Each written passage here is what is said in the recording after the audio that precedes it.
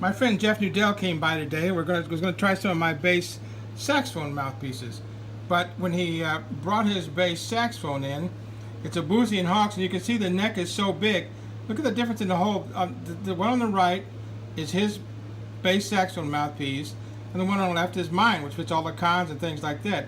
The Boozy and Hawk neck is so big that you have to make a special mouthpiece. And whoever made this mouthpiece for this bass saxophone, as you can see, and you can see my hands here, you can see how big that neck is. That neck is huge.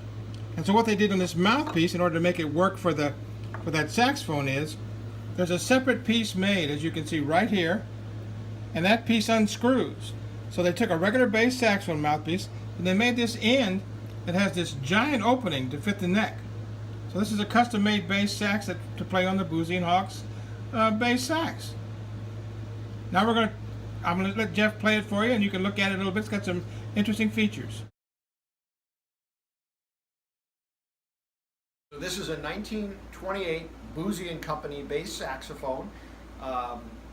When I went to purchase this instrument, I brought all of my bass mouthpieces and reeds to try it out, only to discover that they didn't fit on the shank of this instrument because the shank is a very large size and the mouthpiece just simply had too small an opening to fit. And the gentleman said that's because I played with the mouthpiece that was in the case. So figuring, well, I should try it, at least have something to gauge it with. I took the reed that I had, stuck it on this mouthpiece, went to play it, and sure enough the instrument actually played quite well. And it was a specially made mouthpiece with a wider shank that screws on, made for this instrument very likely. I don't know the maker, there's no markings on the mouthpiece. I'm just grateful that it plays. And it's a full range instrument up to the high F, which is really kind of nice. One of the things it does not have a bis, not that all of them did, but this one doesn't, and it doesn't have a chromatic F sharp down here, F to F sharp this way versus a key that's not on the instrument. But it's pretty versatile and very flexible, remarkably so for an instrument of its size and certainly of its age.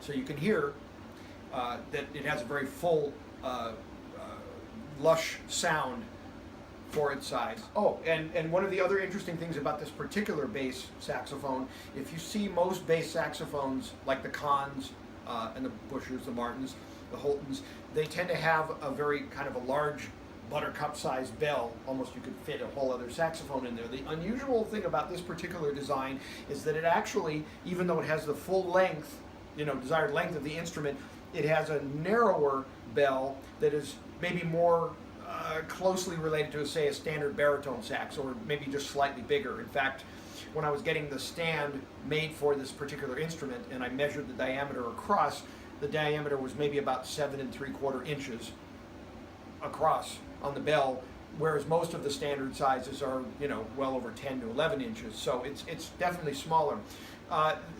I think, in discussing this with Rheuben, that we believe that this particular design by Boozy and Company aids in the fact that the instrument is very, it speaks very quickly, it's very facile, and the notes really just kind of pop out of the instrument very easily, probably because of that design.